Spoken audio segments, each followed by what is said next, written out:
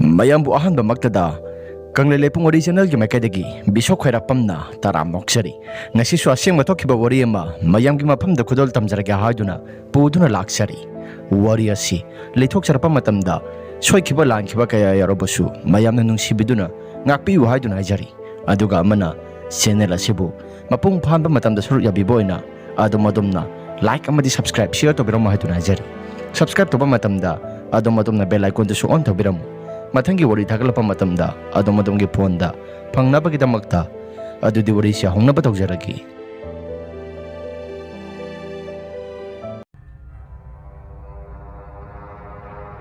wari asing asidagina sahi taret natragana nipangi maya wada thokiba asing mathaudo amakhakni matamado aikhoi gi laikai gi lai harauba matam soinaribani aikhoi gi laikai gi lai khakta sunatana atop atopada lainariba umang lai singsu loina haraunaba kalen thagi matam amani matam aduda aikhoisu naha oiriba matam oibanina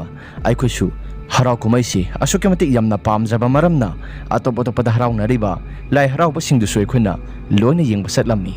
hana mamang thakta gi soi khoi gi laikai gi lai hasi masina phaurakpa lai phawpum namak singado ayamba matamda loina sumbani adubu handaki lai harau bagi matam asida aikhoi laikai gi umang lai asida onthokpada sa tagadaba lai phawma phauraklami laikai asida angang amagi mathoi mamidi kanagumba misa amana soidana lobirani haiduna lai phawina phawba horaklami lai harau ba hobadagi aduna madugi lai phawado lai harau ba horakpadagi phawba horaklabanina aikhoisu ngakthok sengdoknabani haiduna thongal khudingi aikhoina duk thongmai tharaga lai khuramlami adubu aikhoigi laikai sina phawkhraba lai phawdadi isoi soigandabani adum chumduna lakpani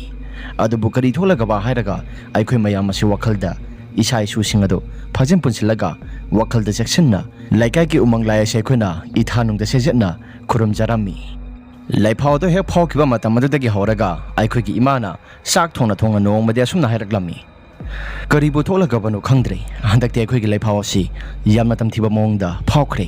aikhoigi imungdabudi angang masa laiti tabodabu kanagi imungi masa oikadoribanu onthona wakreda imagi wafam aduda ainasu ima karisu henjina khanjiluba tawrunu laina tambadamak lakane haiduna imada ainasu hairami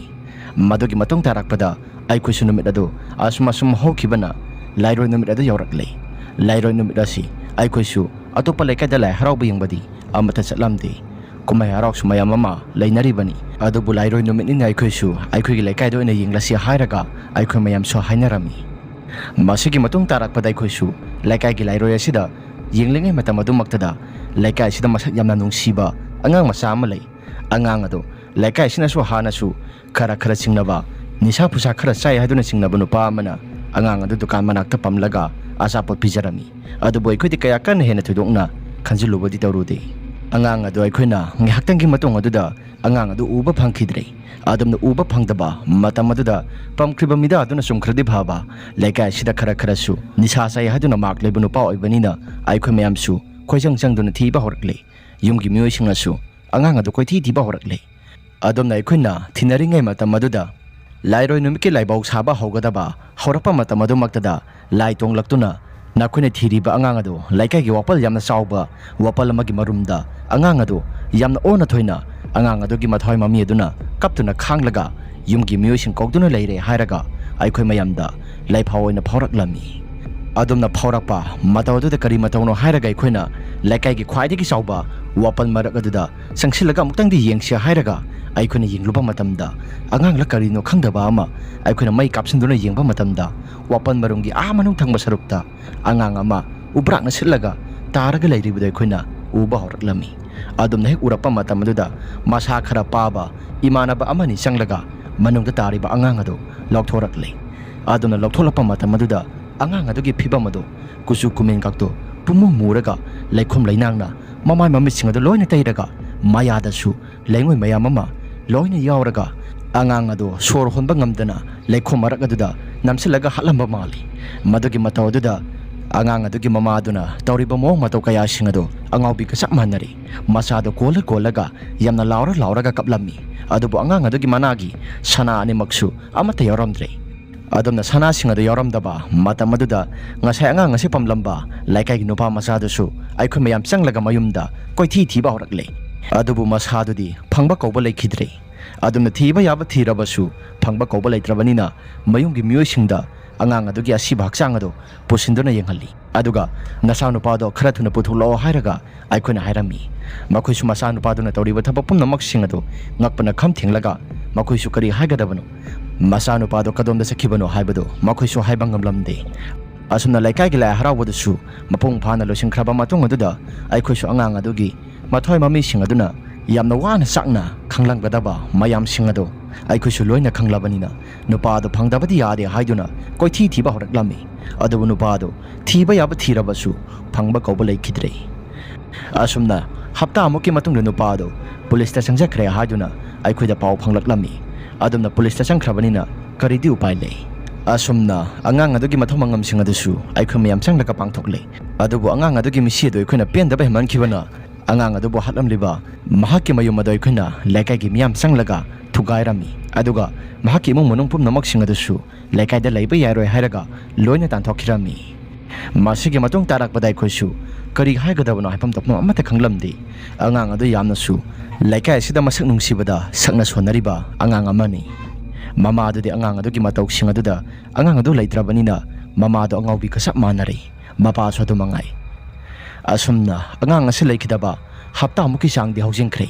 ꯍꯞꯇꯥꯃꯨꯛꯀꯤ ꯆꯥꯡꯁꯤꯗ ꯑꯉꯥꯡ ꯑꯗꯨ ꯂꯩꯈꯤꯗ꯭ꯔꯕ ꯃꯇꯨꯡ ꯑꯗꯨꯗ ꯑꯩꯈꯣꯏꯁꯨ ꯀꯔꯤ ꯍꯥꯏꯒꯗꯕꯅꯣ ꯏꯁꯥꯁꯦ ꯀꯤꯕꯅ ꯌꯨꯝꯗꯒꯤ ꯃꯄꯥꯟ ꯑꯃꯠꯇ ꯊꯣꯛꯅꯔꯝꯗꯦ꯫ ꯑꯗꯨꯕꯨ ꯑꯩꯈꯣꯏꯒꯤ ꯂꯩꯀꯥꯏꯒꯤ ꯂꯥꯏ ꯍꯔꯥꯎꯕ ꯂꯣꯏꯁꯤꯟꯈ꯭ꯔꯕꯁꯨ ꯑꯇꯣꯞꯄ ꯂꯥꯏ ꯍꯔꯥꯎꯕꯗꯤ ꯂꯣꯏꯁꯤꯟꯗ꯭ꯔꯤꯕ ꯃꯔꯝꯅ ꯑꯩꯈꯣꯏꯁꯨ ꯏꯟꯈꯠꯂꯛꯄ ꯃꯇꯝꯅꯤ꯫ ꯀꯨꯝꯍꯩ ꯍꯔꯥꯎꯗ ꯌꯥꯝꯅ ꯄꯥꯝꯕ ꯃꯔꯝꯅ ꯀꯨꯝꯍꯩ ꯍꯔꯥꯎꯗꯤ ꯆꯠꯇꯕꯗꯤ ꯌꯥꯗꯦ ꯍꯥꯏꯗꯨꯅ ꯑꯩꯈꯣꯏ ꯃꯌꯥꯝꯁꯨ ꯑꯀꯤ ꯑꯈꯪ ꯂꯩꯇꯅ ꯃꯗꯨꯒꯤ ꯂꯝꯕꯤ ꯑꯗꯨꯗ ꯆꯠꯇ꯭ꯔꯒꯁꯨ ꯑꯇꯣꯞꯄ ꯂꯝꯕꯤ ꯑꯃꯗ ꯆꯠꯂꯝꯃꯤ꯫ ꯑꯗꯨꯕꯨ ꯑꯉꯥꯡ ꯑꯗꯨꯅ ꯁꯤꯈꯤꯕ ꯃꯐꯝ ꯖꯒꯥ ꯑꯗꯨ ꯑꯍꯤꯡꯒꯤ ꯃꯇꯝꯗ ꯂꯥꯜꯂꯒ ꯂꯥꯛꯄꯗ ꯀꯔꯤꯒꯨꯝꯕ ꯈꯔꯗꯤ ꯑꯗꯨꯃꯛ ꯊꯦꯡꯅꯩ ꯍꯥꯏꯔꯒ ꯂꯩꯀꯥꯏꯒꯤ ꯃꯤꯑꯣꯏꯁꯤꯡꯅ ꯍꯥꯏꯕ ꯍꯧꯅꯔꯛꯂꯝꯃꯤ꯫ ꯅꯣꯡꯃꯁꯨ ꯑꯩꯈꯣꯏꯒꯤ ꯀꯀꯥ ꯑꯃꯅ ꯃꯐꯝ ꯖꯒꯥ ꯑꯗꯨꯃꯛꯇꯗ ꯂꯥꯜꯂꯒ ꯅꯨꯃꯤꯗꯥꯡꯒꯤ ꯃꯇꯝꯗ ꯆꯠꯂꯨꯕ ꯃꯇꯝꯗ ꯃꯥꯡꯗ ꯀꯇꯨ ꯀꯔꯟ ꯑꯉꯥꯡ ꯑꯃꯒꯤ ꯃꯤꯇꯝꯒꯨꯝ ꯀꯣꯏꯆꯠ ꯆꯠꯇꯨꯅ ꯀꯣꯏꯁꯥꯟ ꯁꯥꯟꯅꯔꯝꯃꯤ ꯍꯥꯏꯗꯨꯅ ꯀꯀꯥꯅꯁꯨ ꯑꯩꯈꯣꯏ ꯃꯌꯥꯝꯗ ꯄꯥꯎ ꯄꯨꯝꯅꯃꯛꯁꯤꯡ ꯑꯗꯨ ꯂꯣꯏꯅ ꯇꯝꯃꯤ꯫ ꯃꯗꯨꯗ ꯑꯩꯈꯣꯏꯁꯨ ꯏꯟꯈꯠꯂꯛꯄ ꯃꯇꯝ ꯑꯣꯏꯕꯅꯤꯅ ꯀꯌꯥ ꯀꯟꯅ ꯍꯦꯟꯅ ꯊꯣꯏꯗꯣꯛꯅ ꯈꯟꯖꯤꯜꯂꯨꯕꯗꯤ ꯇꯧꯔꯨꯗꯦ꯫ ꯃꯈꯣꯏꯅ ꯀꯤꯅꯩ ꯍꯥꯏꯔꯤꯕꯁꯤꯡ ꯑꯗꯨ ꯑꯩꯈꯣꯏꯒꯤ ꯏꯁꯥꯗꯗꯤ ꯀꯌꯥ ꯀꯟꯅ ꯍꯦꯟꯅ ꯊꯣꯏꯗꯣꯛꯅ ꯑꯀꯤꯕ ꯃꯁꯦꯠ ꯑꯃꯠꯇ ꯌꯥꯎꯔꯝꯗꯦ꯫ ꯃꯁꯤꯒꯤ ꯃꯇꯨꯡ ꯇꯥꯔꯛꯄꯗ ꯂꯩꯀꯥꯏꯒꯤ ꯃꯤꯌꯥꯝꯅꯁꯨ ꯃꯁꯤꯒꯤ ꯃꯐꯝ ꯑꯁꯤꯗ ꯑꯉꯥꯡ ꯑꯃꯗꯤ ꯑꯍꯤꯡꯒꯤ ꯃꯇꯝꯗ ꯀꯞꯄ ꯂꯥꯎꯕꯒꯤ ꯃꯈꯣꯜ ꯑꯃꯁꯨꯡ ꯑꯃ ꯃꯊꯦꯡ ꯆꯠꯄ ꯃꯇꯝꯗꯅ ꯃꯅꯤꯡ ꯃꯃꯥꯡ ꯊꯠꯇꯨꯅ ꯑꯉꯥꯡ ꯑꯃꯅ ꯆꯠꯄꯒꯤ ꯃꯇꯧ ꯑꯃ ꯌꯥꯝꯅ ꯇꯣꯏꯅ ꯇꯧꯏ ꯍꯥꯏꯔꯒ ꯑꯆꯠ ꯑꯋꯣꯛꯁꯤꯡꯅ ꯑꯩꯈꯣꯏꯗ ꯍꯥꯏꯕ ꯍꯧꯔꯛꯂꯝꯃꯤ꯫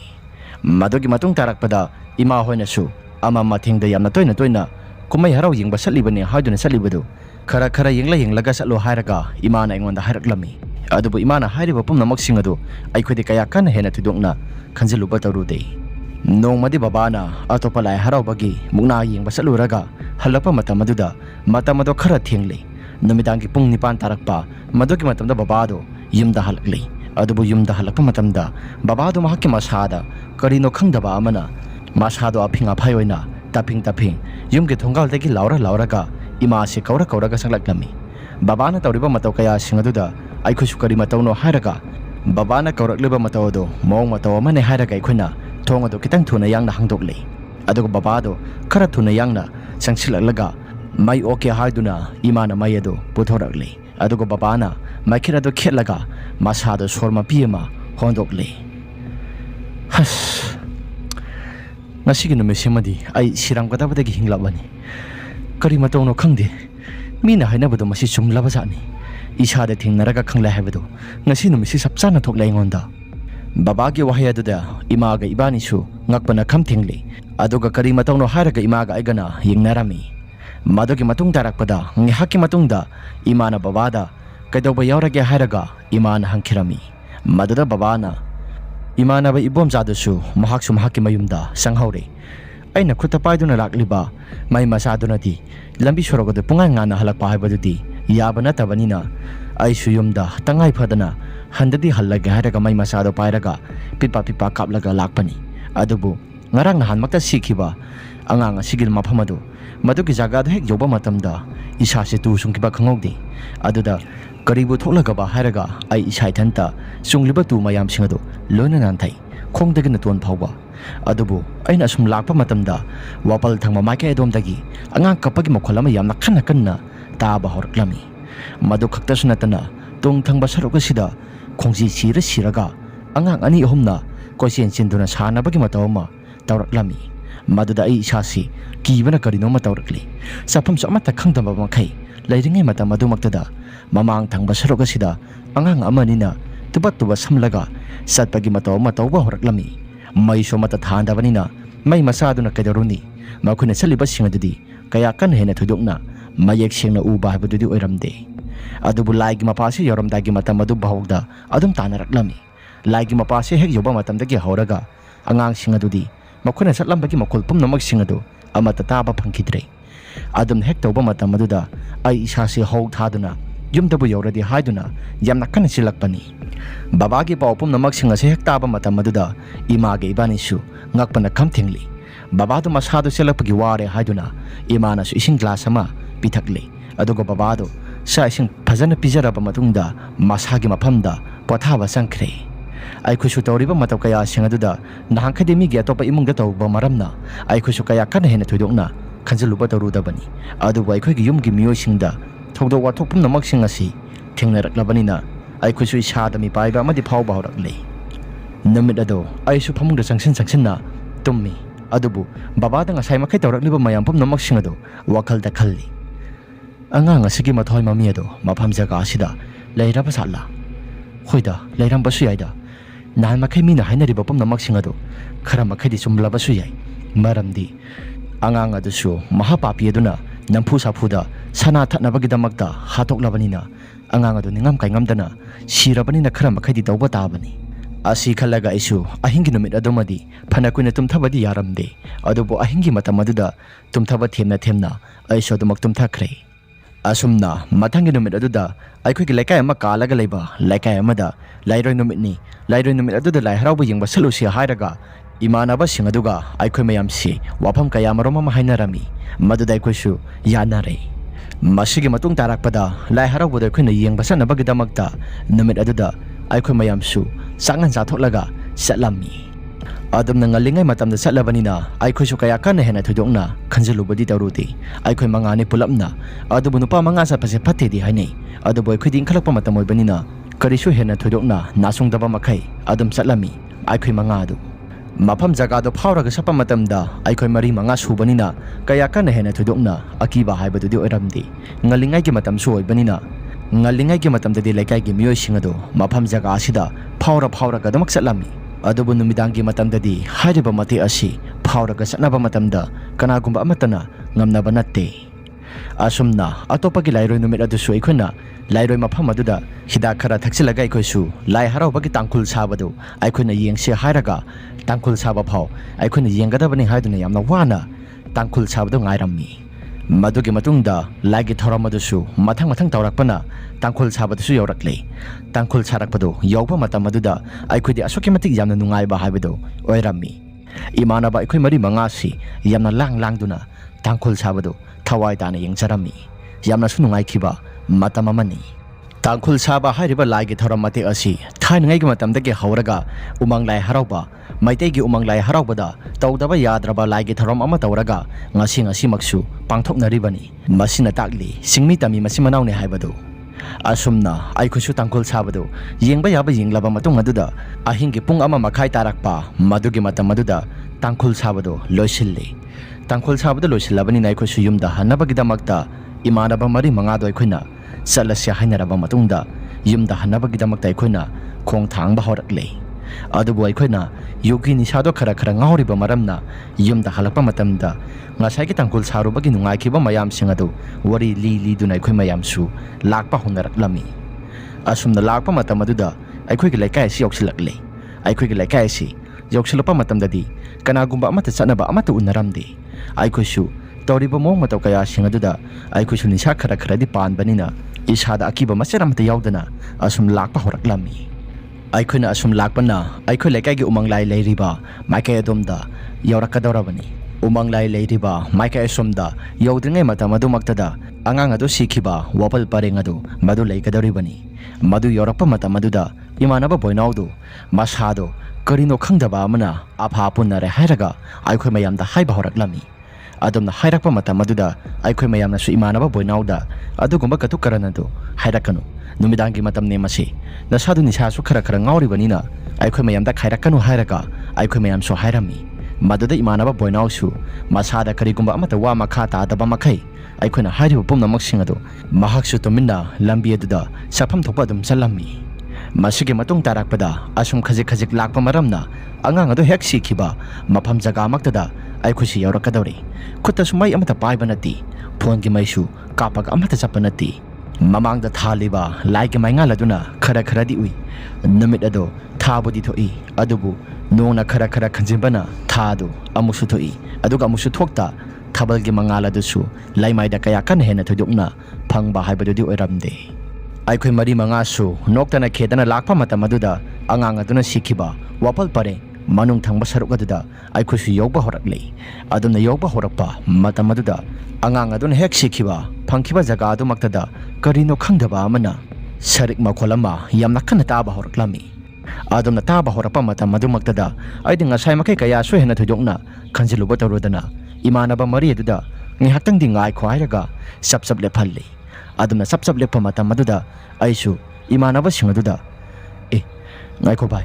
ngasai makai di kaya so hena thodokna khanjiluba tawrodabani aduga hojikna karino sarik makhon gumba ama tarak libasina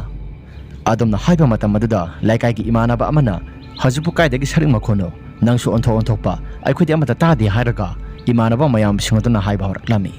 aisu imanaba mayam singaduna phanakan adumna haijaraklabasu aigi nakongtadi sarik makhon oi tawba angangi khongji makhon oine tawba khonjel kaya marom mama taba horaklami adumna aina hek taba horapa mata madumaktada tungthangba saruktagi karino khangdaba amana pop pop hairaga thabagi makholama taba horaklami lambi sorok aduda aikhoi tawriba mataw kaya singaduda kari matawno hairaga tunglai thoktuna yengluba matamda karino khangdaba ama sorok ki lamyai aduda tuba tuba samlaga katukaran chatlibadu khara laptakna chatlibadu aikhoina uba horaklami madu uruba matamda imanaba singaduna kari matawno tawriba sia hairaga makhoi dinga sai makai thlagliba yogini sapum namak singadu amata handriba mali imanaba boinaudi makhoina tawriba pum namak singadu tawruranu yumda hanaba tawrasia hairaga masado akiba magaloinana aikhoi mayam da haiba horaklami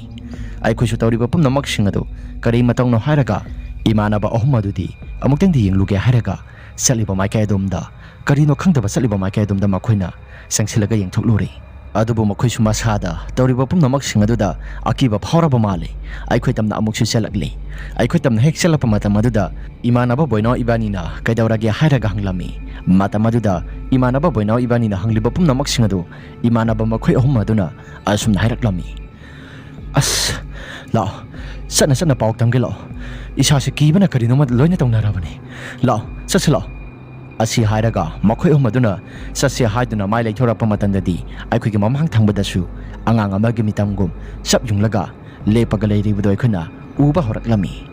madu he urapa matam maduda aikhoi manga su khongkap badu maningda hallaga khongkap mari manga di thangi adubu mang thangbada lepliba angang adugi mitam maduna tuba samlaga mamang aduda sanabagi matawma tawraklibadu aikhoi su uba matamda samnaga loina sapsap yungi adum hek tawrapa matam maduda imanaba boinaudi masado akibana thumat khibana mahakte khongrauda adum mangsilaba jani mapan thoksilaga imanaba boinauna mahaksu masado kibe mankibana khongrauda mapan thoksile hairaga ikhoda haiba horaklami imanaba mayam aduda aina hairami itaw mayam masida sumkuina leirabadi aikhoi khudong thiba nanglakpasu yai aduna labukta samlaga aikhoi yum yongnaba mana thokpa tawraga chenarasi adumna hakiba matam aduda imanaba boinauna labukta satpa haibadudi matam yamna sangna sanglani yum asisu yogadaba khara makhai su watlibanina maning thangba lambi asida khara koirabasu koina yum yongnaba lambi asengbada satse hairaga imanaba boinauna hairaklami maduna pharani haiduna aikhoi su tunglai thoktuna hanna yengluba matamda ngasagi angang adudi aduma leplaga leirami asumna aikhona maning pangna leiba lambi aduda satkya haiduna mai leithorapa matam aduda angang kapagi makholama yamna kanna aikhoi gi nakong singda taba horaklami adumna tarakpa matam aduda aikhoi su tunglai thoktuna yengluba matamdadi ngasagi ukriba angang adu aikhoi gi nakta khara naksillaga lakpagi matawba horaklami adum hek sanana tawraklaba mataw kaya singaduda aikhoi su kibe mankibana maning pangna leiba lambi aduda khara yangna sela sia hainaraba matungda mana thokpa tawraga ngamjabi tharaga yamna kanna senba horaklami asum tawdana usinna sin aikhoi su ꯃꯥꯒꯤ ꯃꯌꯨꯝꯗ ꯂꯣꯏꯅ ꯌꯧꯅꯔꯦ ꯃꯥꯒꯤ ꯃꯌꯨꯝꯗ ꯂꯣꯏꯅ ꯌꯧꯅꯔꯕꯅꯤꯅ ꯈꯔ ꯃꯈꯩꯁꯨ ꯅꯦꯅꯥ ꯇꯥꯖꯔꯝꯃꯤ ꯑꯗꯨꯕꯨ ꯌꯨꯝꯒꯤ ꯃꯤꯑꯣꯏꯁꯤꯡꯗ ꯉꯁꯥꯏ ꯊꯣꯛꯂꯤꯕ ꯋꯥꯔꯤ ꯄꯨꯝꯅꯃꯛꯁꯤꯡ ꯑꯗꯨ ꯑꯍꯤꯡꯒꯤ ꯃꯇꯝꯗꯗꯤ ꯁꯥꯗ꯭ꯔꯦ ꯅꯣꯡꯉꯥꯜꯂꯛꯄ ꯃꯇꯝꯗ ꯑꯩꯈꯣꯏꯅ ꯄꯥꯎ ꯄꯨꯝꯅꯃꯛꯁꯤꯡ ꯑꯗꯨ ꯃꯥꯒꯤ ꯃꯌꯨꯝꯁꯤꯡꯗ ꯂꯣꯏꯅ ꯇꯝꯕ ꯃꯇꯝꯗ ꯂꯩꯀꯥꯏꯒꯤ ꯃꯤꯌꯥꯝꯁꯨ ꯁꯔꯥꯁꯟꯅ ꯈꯪꯕ ꯍꯥꯏꯕꯗꯨ ꯑꯣꯏꯔꯛꯂꯝꯃꯤ ꯃꯁꯤꯒꯤ ꯃꯇꯨꯡꯗ ꯑꯉꯥꯡ ꯑꯗꯨꯒꯤ ꯃꯊꯋꯥꯏ ꯃꯤꯔꯦꯜ ꯑꯗꯨꯁꯨ ꯃꯐꯝ ꯑꯗꯨꯗ ꯂꯩꯔꯕꯅꯤꯅ ꯑꯉꯥꯡ ꯑꯗꯨꯒꯤ ꯃꯌꯨꯝꯒꯤ ꯃꯤꯑꯣꯏꯁꯤꯡ ꯑꯗꯨꯁꯨ ꯂꯩꯀꯥꯏꯒꯤ ꯃꯤꯌꯥꯝꯅ ꯊꯦꯡꯅꯔꯛꯂꯤꯕ ꯄꯨꯝꯅꯃꯛꯁꯤꯡ ꯑꯗꯨ ꯃꯈꯣꯏꯁꯨ ꯅꯨꯡꯉꯥꯏꯇ꯭ꯔꯕ ꯃꯥꯜꯂꯤ ꯃꯗꯨꯗ ꯃꯥꯏꯕ ꯑꯃ ꯇꯧꯔꯒ ꯃꯈꯣꯏꯅ ꯐꯖꯅ ꯌꯦꯡꯂꯕ ꯃꯇꯨꯡꯗ ꯍꯥꯟꯅ ꯇꯧꯔꯝꯕ ꯂꯝꯕꯤ ꯆꯠꯄ ꯃꯤꯑꯣꯏꯁꯤꯡꯗ ꯈꯨꯗꯣꯡꯊꯤꯕ ꯅꯪꯂꯤꯕꯁꯤꯡ ꯑꯗꯨ ꯂꯥꯏ ꯈꯨꯔꯨꯝꯈꯤꯕ ꯃꯇꯝ ꯑꯗꯨꯗꯒꯤ ꯍꯧꯔꯒ ꯀꯔꯤꯒꯨꯝꯕ ꯑꯃꯠꯇ ꯇꯧꯔꯛꯈꯤꯗ꯭ꯔꯦ ꯑꯩꯈꯣꯏꯁꯨ ꯑꯃꯊꯦꯡ ꯆꯠꯄ ꯃꯇꯝꯗ ꯀꯔꯤꯒꯨꯝꯕ ꯑꯃꯠꯇ ꯇꯧꯔꯛꯈꯤꯗ꯭ꯔꯦ ꯑꯗꯨꯕꯨ ꯃꯔꯛꯇ ꯅꯣꯡꯊꯤ ꯅꯣꯡꯃꯪꯕꯗ ꯃꯗꯨꯒꯤ ꯃꯐꯝ ꯖꯒꯥ ꯑꯗꯨ ꯈꯔꯗꯤ ꯃꯊꯤꯗꯤ ꯐꯣꯡꯉꯤ ꯍꯥꯏꯗꯨꯅ ꯍꯧꯖꯤꯛꯃꯛꯁꯨ ꯂꯩꯀꯥꯏꯒꯤ ꯃꯤꯌꯥꯝꯁꯤꯡꯅ ꯍꯥꯏꯅꯔꯤ ꯋꯥꯔꯤ ꯑꯁꯤ ꯑꯩꯈꯣꯏꯒꯤ ꯂꯩꯀꯥꯏꯗ ꯑꯁꯦꯡꯕ ꯊꯣꯛꯈꯤꯕ ꯋꯥꯔꯤꯅꯤ ꯃꯐꯝ ꯑꯁꯤꯒꯤ ꯖꯒꯥ ꯑꯗꯨꯗꯤ ꯑꯩꯅ ꯄꯟꯖꯗ꯭ꯔꯕꯅꯤ ꯃꯁꯤꯒꯤꯗꯃꯛꯇ ꯃꯌꯥꯝꯅ ꯉꯥꯛꯄꯤꯌꯨ ꯋꯥꯔꯤ ꯑꯁꯤ ꯃꯇꯥꯡ ꯑꯁꯤꯗ ꯂꯣꯏꯁꯤꯟꯖꯔꯤ ꯀꯔꯤꯒꯨꯝꯕ ꯋꯥꯔꯤ ꯑꯁꯤ ꯅꯨꯡꯉꯥꯏꯕꯤꯕ ꯇꯥꯔꯒꯗꯤ ꯂꯥꯏꯛ ꯑꯃꯗꯤ ꯁꯕꯁꯀ꯭ꯔꯥꯏꯕ ꯁꯤꯌꯔ ꯇꯧꯕꯤꯔꯝꯃꯨ ꯍꯥꯏꯗꯨꯅ ꯍꯥꯏꯖꯔꯤ ꯑꯗꯨꯒ ꯀꯔꯤꯒꯨꯝꯕ ꯋꯥꯐꯝ ꯑꯃꯠꯇ ꯃꯁꯤꯒꯤ ꯋꯥꯔꯤ ꯑꯁꯤꯗꯤ ꯃꯁꯤꯒꯤ ꯊꯧꯗꯣꯛ ꯑꯗꯨ ꯊꯣꯛꯈꯤꯕ ꯃꯇꯝ ꯑꯗꯨꯗ ꯋꯥꯔꯤ ꯂꯤꯖꯔꯤꯕ ꯑꯩ ꯏꯁꯥꯃꯛꯁꯨ ꯈꯪꯍꯧꯋꯤ ꯋꯥꯔꯤ ꯊꯥꯔꯛꯂꯤꯕ ꯏꯌꯥꯝꯕꯗꯨꯅ ꯋꯥꯔꯤ ꯑꯁꯤ ಲಿಬಿದꯕ ꯌꯥꯗꯦ ꯍꯥꯏꯗꯨꯅ ꯍꯥꯏꯔꯛꯄ ꯃꯔꯝꯅ ꯋꯥꯔꯤ ꯑꯁꯤ ꯑꯩꯅ ꯃꯌꯥꯝꯒꯤ ꯃꯐꯝꯗ ꯂꯤꯖꯕꯅꯤ ꯐꯔꯦ ꯃꯌꯥꯝ ꯑꯗꯨꯗꯤ ꯋꯥꯔꯤ ꯑꯁꯤ ꯃꯇꯥꯡ ꯑꯁꯤꯗ ꯂꯣꯏꯁꯤꯜꯂꯕꯅꯤꯅ ꯉꯁꯤꯒꯤ ꯑꯣꯏꯅꯗꯤ ꯀꯥꯏꯅꯅꯕ ꯌꯥꯊꯪ ꯅꯤꯖꯔꯤ ꯑꯗꯣꯝꯗ ꯑꯁꯦꯡꯕ ꯊꯣꯛꯄ ꯋꯥꯔꯤꯁꯤꯡꯁꯨ ꯄꯤꯊꯣꯛꯆꯔꯤꯕ WhatsApp ꯅꯝꯕꯔ ꯑꯁꯤꯗ ꯊꯥꯕꯤꯔꯛꯄ ꯀꯥꯎꯕꯤꯒꯅꯨ ꯉꯁꯤꯒꯤ ꯑꯣꯏꯅꯗꯤ ꯀꯥꯏꯅꯔꯁꯤ ꯃꯊꯪꯒꯤ ꯋꯥꯔꯤꯗ ꯑꯃꯨꯛ ꯍꯟꯅ ꯊꯦꯡꯅꯔꯁꯤ ꯏꯃꯥ ꯂꯩꯕꯥꯛꯅ ꯌꯥꯏꯐꯔꯦ